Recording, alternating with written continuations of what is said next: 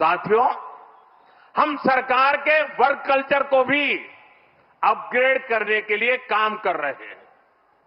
Mission कर्मयोगी, आईगॉट जैसे digital platform हमारे government employees को इनके जरिए आज टेक्निकली एम्पावर किया जा रहा है।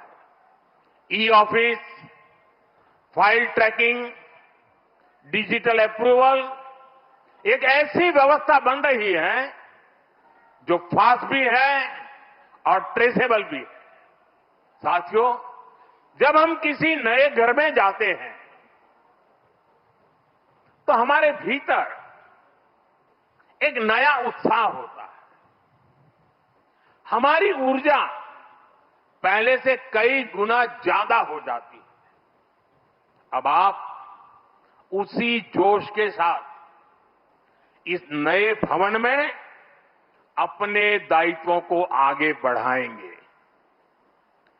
आप जिस किसी भी पद पर हैं, आप अपने कार्यकाल को यादगार बनाने के लिए काम करिएगा। जब आप यहां से जाएं तो ये लगना चाहिए कि आपने देश सेवा में अपना 100% योगदान दिया है। साथियों, हमें फाइलों को लेकर अपने नजरिए को भी बदलने की जरूरत है। एक फाइल, एक शिकायत, एक आवेदन, ये देखने में बस एक रोजमर्रा का काम लग सकता है, लेकिन किसी के लिए वही एक कागज उनकी उम्मीद हो सकता है। एक फाइल से कितने ही लोगों का पूरा जीवन जुड़ा हो सकता है। अब जैसे कोई फाइल जो 1 लाख लोगों से जुड़ी है, अगर आपकी टेबल पर वो एक दिन भी डिले होती है तो उससे 1 लाख मानव दिवसों का नुकसान होता है। जब आप इस नजरिए से अपने काम को देखेंगे तो आपको भी लगेगा किसी भी सुविधा या सोच से ऊपर ये सेवा का कितना बड़ा अवसर है। आप अगर कोई नया आइडिया जनरेट करते हैं तो हो सकता है आप एक बड़े बदलाव की नींव रख रहे हो। कर्तव्य की इसी भावना के साथ हम सबको हमेशा राष्ट्र निर्माण में जुटे रहना है। हम सबको ये हमेशा याद रखना है, कर्तव्य की कोख में ही पलते हैं विकसित भारत के सपने। साथियों, वैसे आज ये आलोचना का अवसर नहीं है, लेकिन ये अवसर आत्ममंथन का जरूर है। कितने ही देश जो हमारे साथ साथ आजाद हुए थे, वो इतनी तेजी से आगे बढ़ गए, लेकिन भारत तब उस गति से आगे नहीं बढ़ पाया। अनेक वजह रही होगी, लेकिन अब हमारा दायित्व है कि हम समस्याओं को आने वाली पीढ़ियों के लिए छोड़ करके न जाएं। पुराने भवनों में बैठकर हमने जो निर्णय लिए, जो नीतियां बनाई, उनसे 25 करोड़ देशवासियों को गरीबी से निकालने का हौसला मिला। 25 करोड़ लोगों का गरीबी से बाहर आना ये एक बहुत बड़ी सिद्धि है। लेकिन मैं हर काम के बाद भी कुछ न कुछ नया ही सोचता रहता। हम नए भवनों में ज्यादा एफिशिएंसी के साथ हमारी एफिशिएंसी बढ़ा करके जितना ज्यादा हम देश को दे सकते हैं, उस मिजाज से इस नए भवन में हम वो काम करके दिखाएंगे कि भारत को गरीबी से पूरी तरह मुक्त करना है।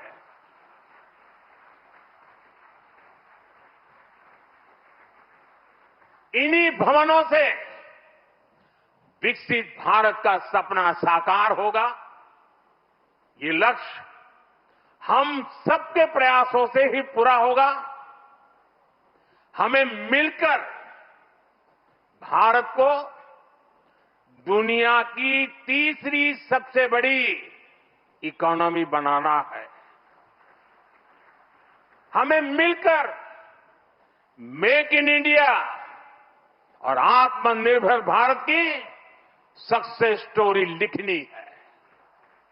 हमारा संकल्प होना चाहिए हम अपनी और देश की प्रोडक्टिविटी को स्केल अप करेंगे।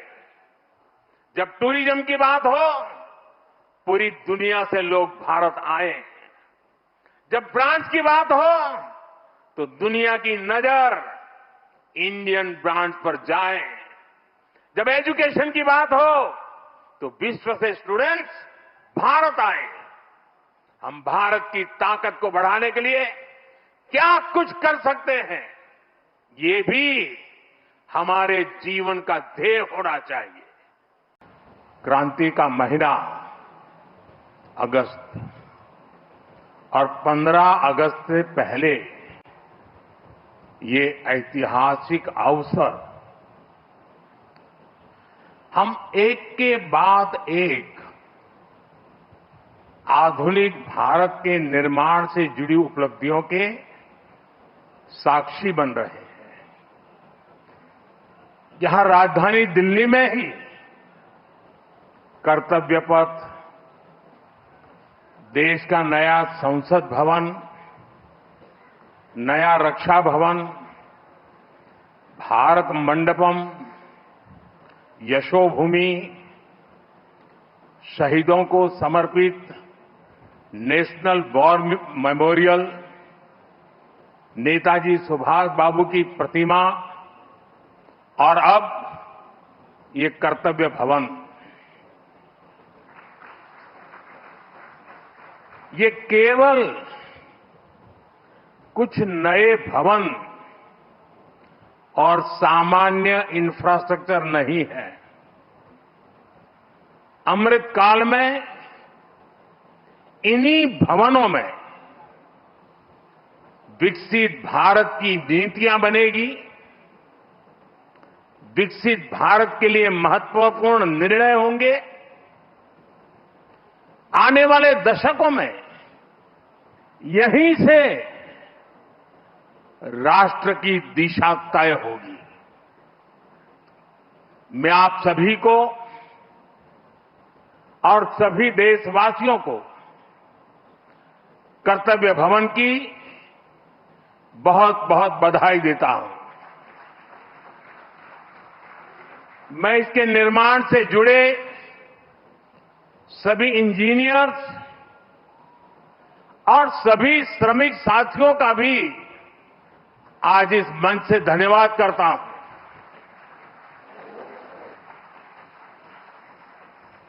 साथियों, हमने इस इमारत को बहुत मंथन के बाद कर्तव्य भवन नाम दिया है। कर्तव्य पथ, कर्तव्य भवन, ये नाम हमारे लोकतंत्र की, हमारे संविधान की मूल भावना का उद्घोष करते हैं। गीता में भगवान श्री कृष्ण ने कहा है, न मे पार्थ अस्ति कर्तव्यम त्रिषु लोकेषु किंचन नानवाप्तम अवाप्तव्यम वर्त एव च कर्मणि। अर्थात हमें क्या प्राप्त करना है, क्या प्राप्त नहीं करना है, इस सोच से ऊपर उठकर हमें कर्तव्य भाव से कर्म करना चाहिए। कर्तव्य भारतीय संस्कृति में ये शब्द केवल दायित्व या रिस्पॉन्सिबिलिटी तक सीमित नहीं है। कर्तव्य हमारे देश के कर्म प्रधान दर्शन की मूल भावना है। स्व की सीमा से परे सर्वस्व को स्वीकार करने की विराट दृष्टि, यही कर्तव्य की वास्तविक परिभाषा है। और इसलिए कर्तव्य ये सिर्फ इमारत का नाम भर नहीं है, ये करोड़ों देशवासियों के सपनों को साकार करने की तपोभूमि है। कर्तव्य ही आरंभ है, कर्तव्य ही प्रारब्ध है। करुणा और कर्मठता के स्नेह सूत्र में बंधा कर्म, वही तो है कर्तव्य। सपनों का साथ है कर्तव्य, संकल्पों की आस है कर्तव्य, परिश्रम की पराकाष्ठा है कर्तव्य। हर जीवन में ज्योत जला दे वो इच्छा शक्ति है कर्तव्य। करोड़ों देशवासियों के अधिकारों की रक्षा का आधार है कर्तव्य। मां भारती की प्राण ऊर्जा का ध्वजवाहक है कर्तव्य। नागरिक देवो भव के मंत्र का जाप है कर्तव्य। राष्ट्र के प्रति भक्ति भाव से किया हर कार्य है कर्तव्य। साथियों, आजादी के बाद दशकों तक देश की एडमिनिस्ट्रेटिव मशीनरी उन बिल्डिंगों से चलाई जाती रही है जो ब्रिटिश शासनकाल में बनी थी। आप भी जानते हैं, दशकों पहले बने इन प्रशासनिक भवनों में वर्किंग कंडीशन कितनी खराब थी। और अभी वीडियो में कुछ झलक भी देखी हमने। यहां काम करने वालों के लिए न पर्याप्त स्पेस है, न रोशनी है, न जरूरी वेंटिलेशन है। आप कल्पना कर सकते हैं, होम मिनिस्ट्री जैसी महत्वपूर्ण मिनिस्ट्री करीब 100 साल से एक ही बिल्डिंग में अपर्याप्त साधनों के साथ चल रही थी। इतना ही नहीं, भारत सरकार के अलग अलग मंत्रालय दिल्ली के 50 अलग अलग जगहों से चल रहे हैं। इनमें से बहुत सारे मंत्रालय तो किराए की बिल्डिंग में है। इनके किराए पर जितने रुपए खर्च हो रहे थे, वो अपने आप में बहुत बड़ा आंकड़ा है। और वैसे पूरा हिसाब लगाएं तो बहुत बड़ा है, लेकिन अगर मोटा मोटा हिसाब लगाएं तो 1,500 करोड़ रुपया प्रति वर्ष इसमें जाता है। इतनी बड़ी राशि भारत सरकार अलग अलग मंत्रालयों के सिर्फ किराए पर खर्च कर रही है। इसके अलावा एक और दिक्कत, काम की वजह से स्वाभाविक है कि कर्मचारियों का यहां से वहां आना जाना भी होता है। अनुमान है कि हर रोज 8 से 10,000 कर्मचारियों को एक मंत्रालय से दूसरे मंत्रालय में आना जाना पड़ता है। अब इसमें भी सैकड़ों गाड़ियों का मूवमेंट होता है, खर्च होता है, सड़कों पर ट्रैफिक बढ़ता है, कितना समय खराब होता है और इन सब से काम में भी इनएफिशिएंसी के सिवाय कुछ नहीं रहता है। साथियों, 21वीं सदी के भारत को 21वीं सदी की आधुनिक व्यवस्थाएं चाहिए, इमारतें भी चाहिए। ऐसी इमारतें जो टेक्नोलॉजी, सुरक्षा और सुविधा के लिहाज से बेहतरीन हो, जहां कर्मचारी सहज हो, फैसले तेज हो और सेवाएं सुगम हो। इसलिए कर्तव्य पथ के आसपास एक होलिस्टिक विजन के साथ कर्तव्य भवन जैसी विशाल इमारतों का निर्माण किया जा रहा है।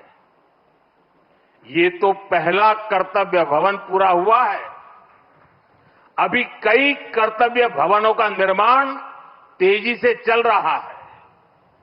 ये ऑफिसेस जब आसपास शिफ्ट होंगे, नजदीक नजदीक हो जाएगी, तो इससे कर्मचारियों को सही वर्क एनवायरनमेंट मिलेगा, जरूरी सुविधाएं मिलेगी, उनका टोटल वर्क आउटपुट भी बढ़ेगा और सरकार जो 1,500 करोड़ रुपए किराए पर खर्च कर रही है वो भी बचेगा।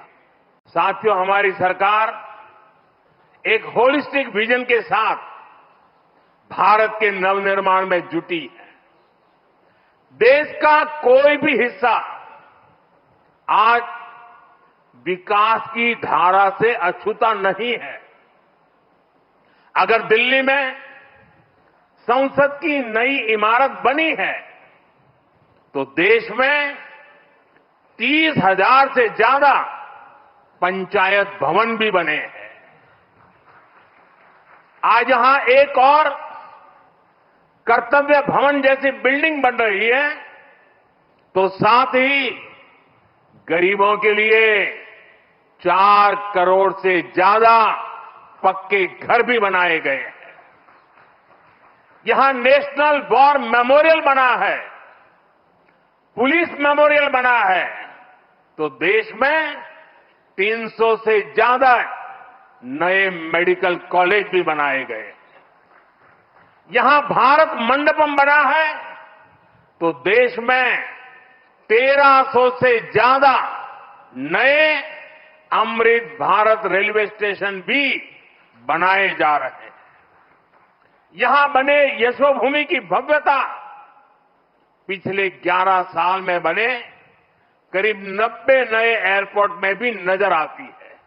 साथियों, महात्मा गांधी कहते थे, अधिकार और कर्तव्य एक दूसरे से जुड़े हुए हैं। कर्तव्य के पालन से ही हमारे अधिकारों को बल मिलता है। हम नागरिक से कर्तव्य की अपेक्षा रखते हैं, लेकिन सरकार के तौर पर हमारे लिए भी कर्तव्य सर्वोपरि है। और जब कोई सरकार अपने कर्तव्यों को गंभीरता से पूरा करती है तो वो गवर्नेंस में भी नजर आता है। आप सभी जानते हैं, पिछला 1 दशक देश में गुड गवर्नेंस का दशक रहा है। गुड गवर्नेंस और विकास की धारा रिफॉर्म्स की गंगोत्री से ही निकलती है। रिफॉर्म्स एक कंसिस्टेंट और टाइम बाउंड प्रोसेस है। इसलिए देश ने लगातार बड़े रिफॉर्म्स किए हैं। हमारे रिफॉर्म्स कंसिस्टेंट भी हैं, डायनेमिक भी हैं और दूरदर्शी भी है। सरकार और जनता के बीच संबंधों को बेहतर बनाना, ईज ऑफ लिविंग को बढ़ाना, वंचितों को वरीयता, महिलाओं का सशक्तिकरण, सरकार की कार्यप्रणाली को बेहतर बनाना। देश लगातार इस दिशा में इनोवेटिव तरीके से काम कर रहा है। हमें गर्व है कि पिछले 11 साल में देश ने एक ऐसी शासन प्रणाली विकसित की है जो पारदर्शी है, संवेदनशील है और सिटीजन सेंट्रिक है।